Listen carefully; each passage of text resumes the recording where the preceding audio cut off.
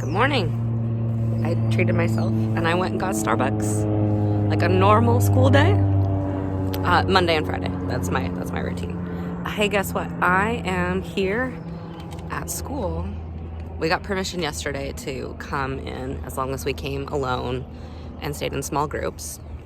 And I've got a greenhouse to take care of, as you know. So I've been telling you guys to go take advantage of those free seed packets and the veggie starts at Christensen's.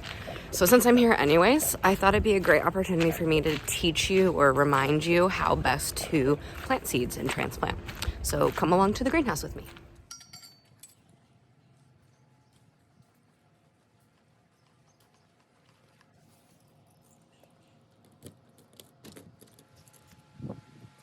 Okay, so the first step actually happens for me outside of the greenhouse, and I'll show you why. We've got a soil filling potting table outside the greenhouse right next to my classroom.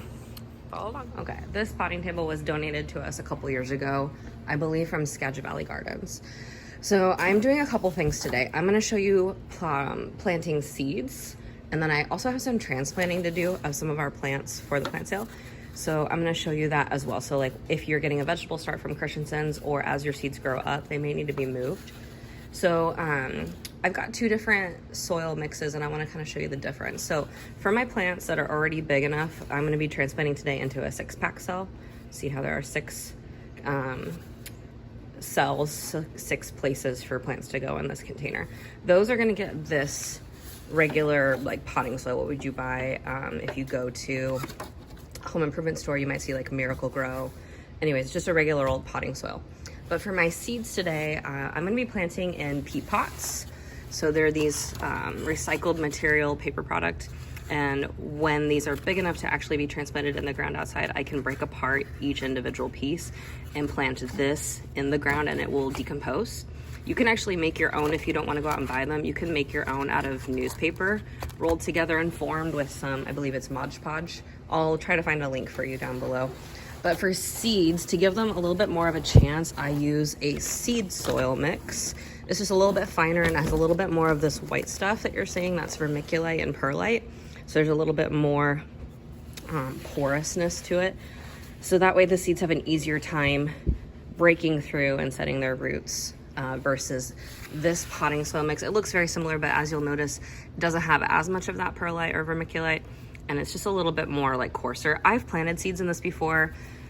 You can still get germination. It's just a better rate using a propagation mix like this. So if you're really curious and you're gonna be all plant lady like me, I'm sure you could find a seed soil mix at the home improvement store as well. And all we're gonna do is fill them up all the way to the top. I pack it lightly just to make sure that they're full, because once you add water, it does start to fall down a little bit, and we do want soil all the way to the top as much as possible. But try to break up these clumps as they happen, so that way it's as fine as possible.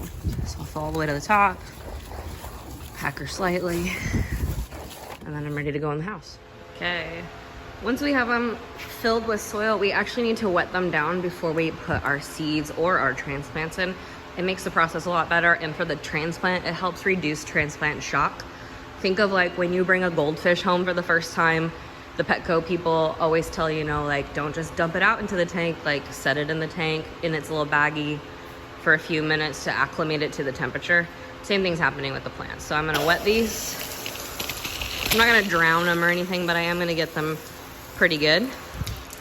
And then we'll be ready to start poking some holes for seeds. Okay, my tray is ready to go. And so I'm gonna poke a hole in each of these spots for a seed to go into. I'm only gonna go, if you look at your finger, for a seed, I'm only gonna go about the depth of my fingernail. So maybe a 1/4 inch, a 1/2 inch at tops. And to poke my holes, I use my favorite poker tool. This is old scrap welding rod from the ag shop. I found this trick a couple years ago. I don't know, it just works for me. Obviously, most of you aren't gonna have this at your homes. So what I used to use was the eraser end of a pencil. You could use even like a capped Sharpie pen. But what you're trying to do is poke a hole in the exact center. And when I use this tool, I'm not just poking down and out, I'm actually doing a little swirl to kind of create that little indentation. So I'm gonna poke a hole in all of these centers, and then we'll get to seeding.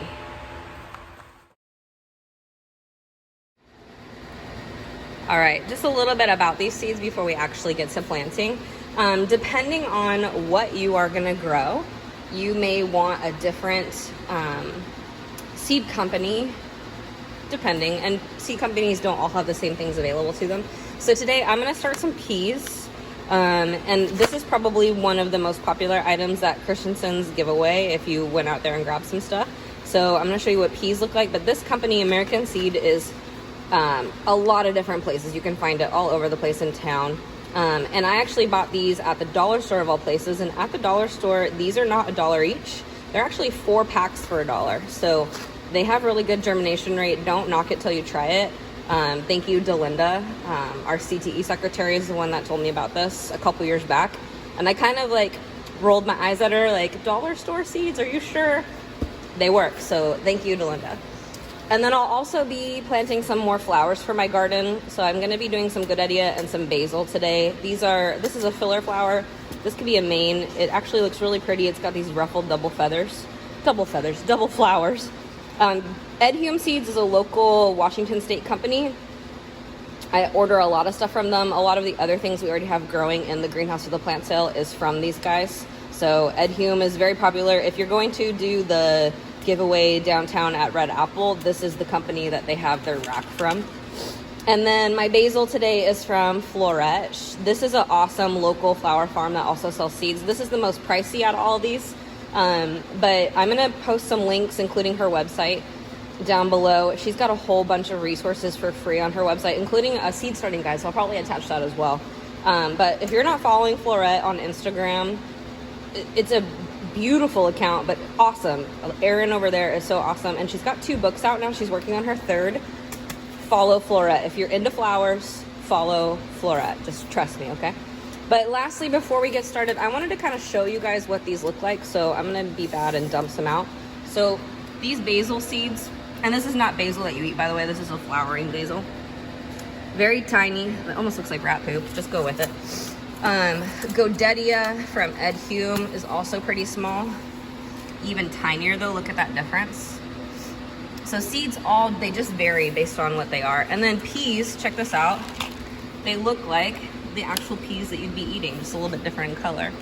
So seeds amaze me. Just a little bit of this and a little bit of dirt and water and sunlight, and in a while you've got that whole thing. So awesome, nature. 2 helpful tricks for you. If you're dealing with small seeds, a pair of tweezers is way better than trying to figure it out with your fingernails, especially you ladies with long acrylics. So I bought a couple pairs of dollar store tweezers a while ago and just leave them in the greenhouse now to deal with small seeds. And then secondly, this whole process is so much more fun if you put on your favorite Pandora station and crank the tunes. Okay. So this is what they look like. Just barely in there. And now the last 3 steps are, we're gonna take some more soil and we're gonna top off and kind of tuck in our seeds. So I'm just gonna kind of sprinkle and pat. I'm not putting a ton, I'm just trying to cover them up.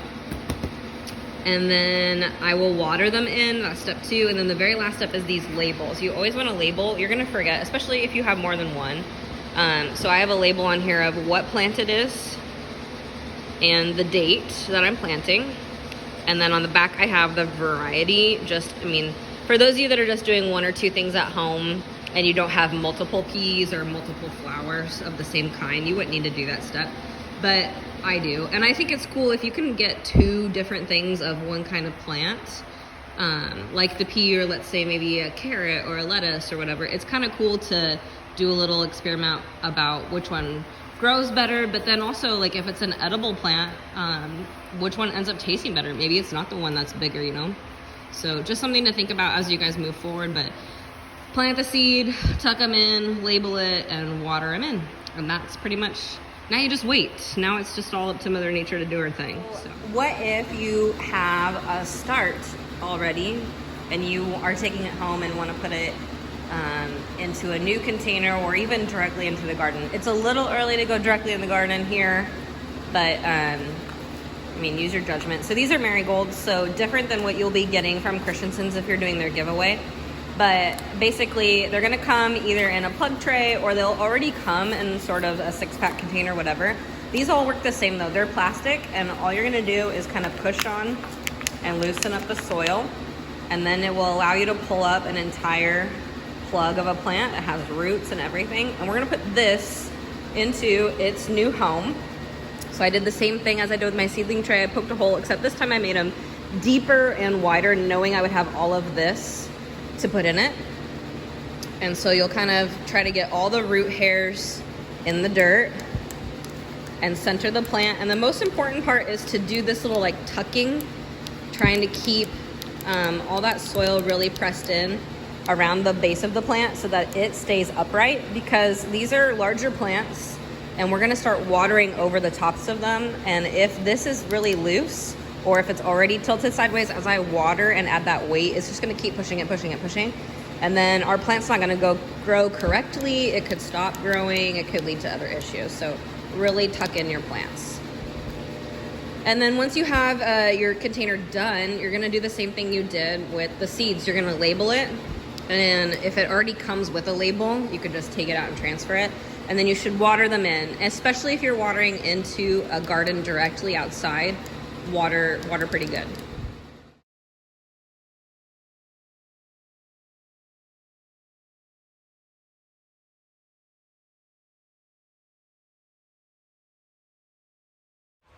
Okay, well, I hope that was helpful. Good luck planting your seeds or transplanting your starts. And I hope you found this video helpful. Definitely take some pictures along the way so you can track the progress. And I would love to see your home gardens in the comments down below. Thanks, guys.